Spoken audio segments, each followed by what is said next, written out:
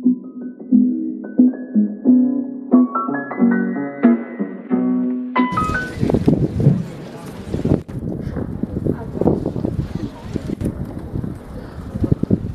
you, Mr. van der Rijst, for the introduction and giving me the honor to come and engage with the future leaders of our country. I'd like to acknowledge the presence of the staff because you are the guys that really keep these institutions of learning going.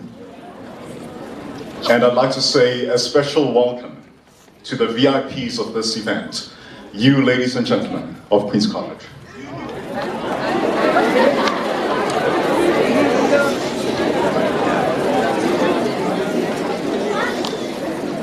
So I shall request that you be patient with me. As you can recognize, the devil is trying to do things with the wind, and therefore I'll need to keep the speech intact. So when I was requested to come and address you as part of your school's inaugural Freedom Day celebrations, I really struggled to figure out what message would I share. What would I share with you? What message would I articulate in order to inspire, to challenge, and to empower you in your life's journey? And so I eventually had to settle with what's in my heart versus what I think that you want to hear. So today I just want to cover 3 lessons I've personally learned in my life's journey, and it's lessons I wish someone else had shared with me when I was younger. And I truly hope that some of you, ladies and gentlemen, especially you, the future leaders of South Africa, may be able to find something of value for yourself to be able to take forward. So these lessons are as follows. The first one is having the courage to honor the calling on your life. Secondly, realizing that your past and present circumstances have absolutely nothing to do with where it is that you are going to end up in the future. And third, the importance of being spiritually grounded as you go through your life's journey.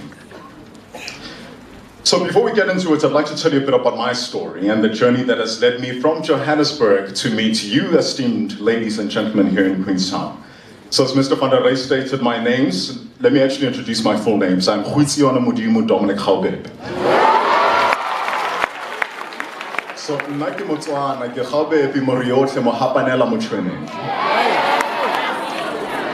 The name Gwitzione Modimo means only God knows. That's what it means. Only God knows. It was my grandfather's first name that my dad then gave to me. Being born in a Catholic family, the Catholics, when you're a baby, they're like sprinkle, sprinkle, we dub the Dominic. And therefore that's where my second name came from. And you can then imagine going to the former Model C schools in 1995 with a name like Gwitzione. Mevrouw van der Merwe, Mevrouw Vermaak, Mrs. Smith, God bless them, but good gracious, they did a job with my name. It had so many variations that I had to concede. I was like, okay, Dominic, it's fine. So I grew up in a small township called Wattville in the East Rand in Johannesburg. I was born, as mentioned, to 2 parents who only had a grade 10 education. Mom and dad never finished their schooling. They were both unemployed since I was at a very young age, and as a result of that, I grew up in a house where even 1 meal a day was not guaranteed. It was not something that I could take for granted. But the one thing that really I am grateful for is that in spite of the challenges that we faced, I was one of the fortunate children in South Africa to have 2 loving parents who loved me and supported me in spite of what happens. And now being a father to a 4-year-old, I can absolutely appreciate that nothing can replace the love of a parent that's there with you no matter what. Now, whenever I speak in public, and you would have noticed earlier, one of the things that people immediately notice is the sound of my voice. Né? But then people get confused. They're like, hey, how does this guy who's vertically challenged have such a big voice? And I tell people, don't worry. What God took away from me in height, God made up for in other areas.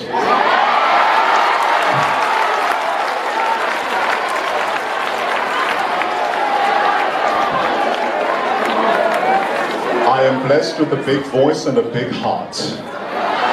And that is why I'm here this morning. So let's get started.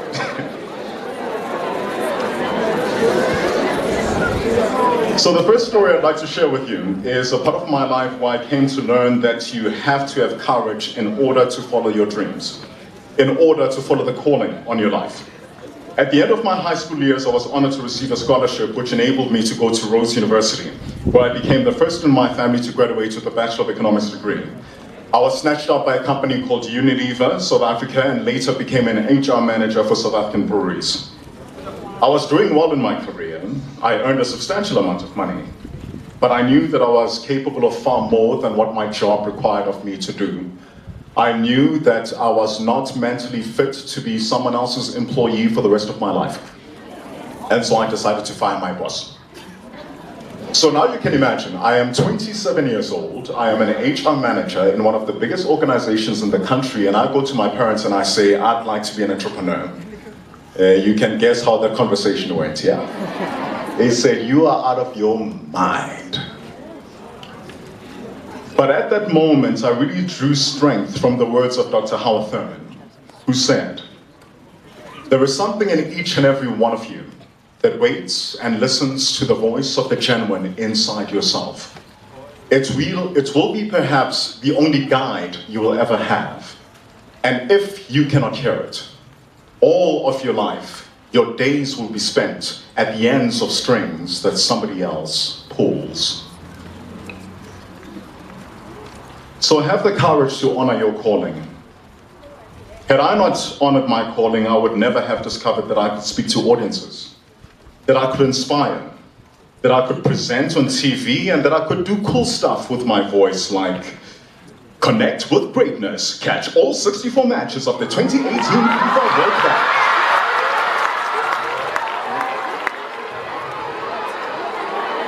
Live and in HD only on Supersport.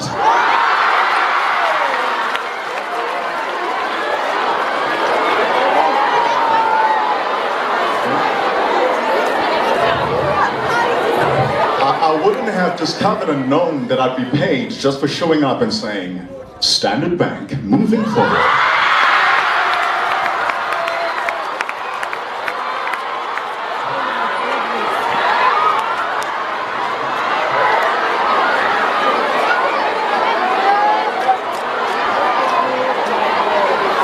So ladies and gents, I really want to draw your attention to this. Who would have thought that a kid who grew up in a house where both his parents hadn't finished their schools and were unemployed would grow up to share the stage with billionaire businessmen like the founder of Pick n Pay, Mr. Raymond Ackerman? Who would have thought that this kid that grew up in the background would share the stage with international artists such as our jazz musician, Usipho Hotstix Mabuse? Who could have looked into the life of that kid who grew up in poverty and would have seen him invited onto high-profile stages and end up on TV? Who would have thought? So at this point, I want you guys to look at the person on your right and your left, and I need you to shake their hands and look them in the eyes and say, you have something special. You have greatness within you.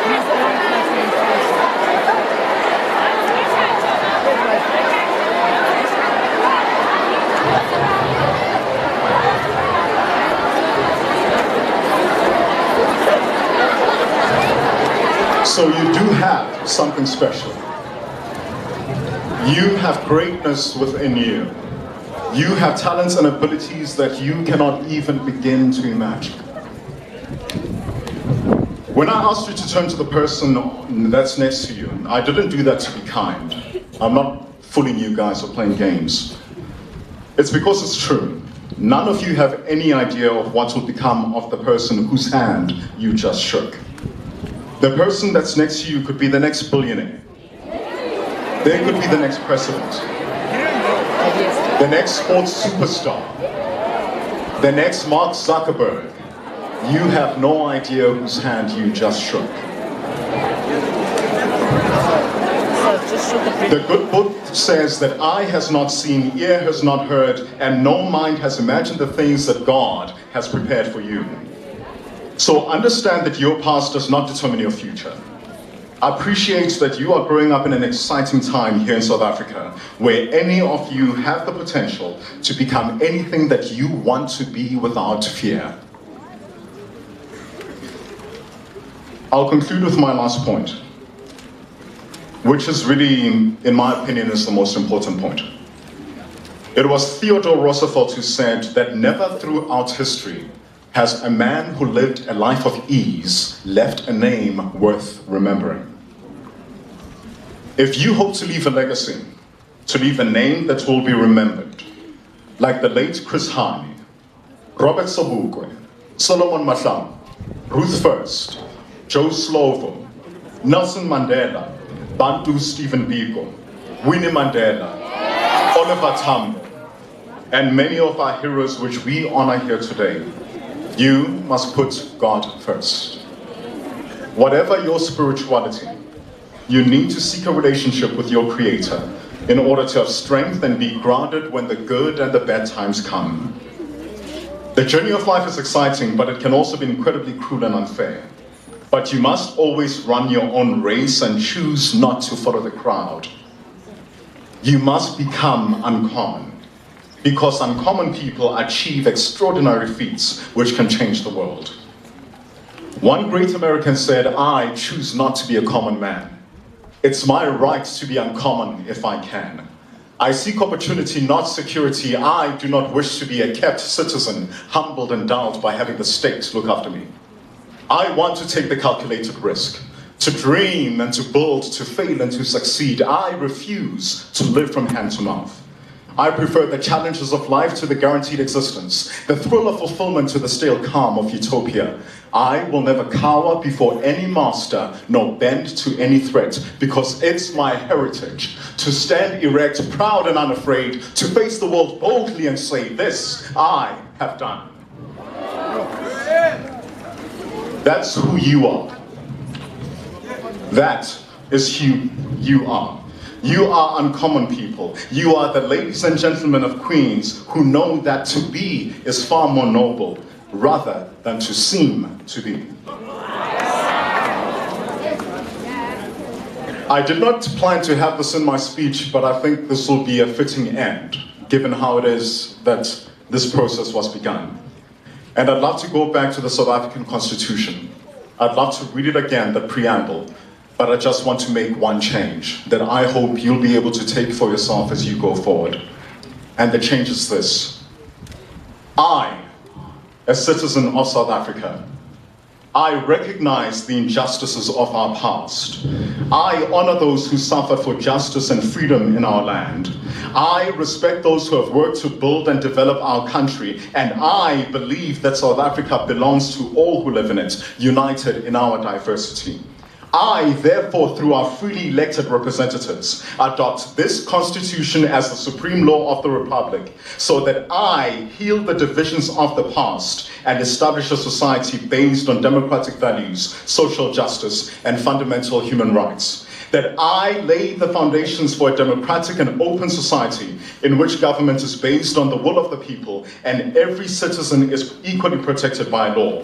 That I improve the quality of life of all citizens and free the potential of each person. And that I build a united and democratic South Africa, able to take its rightful place as a sovereign state in the family of nations.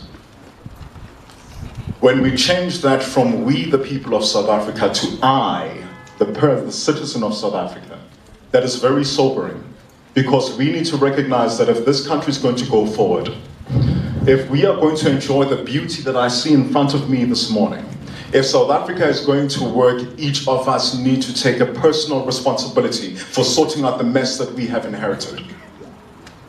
I'd like to call on you, especially white South African students. All of you were born after 1994. None of you were responsible for apartheid, and therefore you cannot feel guilty about it. But I'd love to encourage you to take responsibility. Because guilt is something that we feel for something that we have done directly.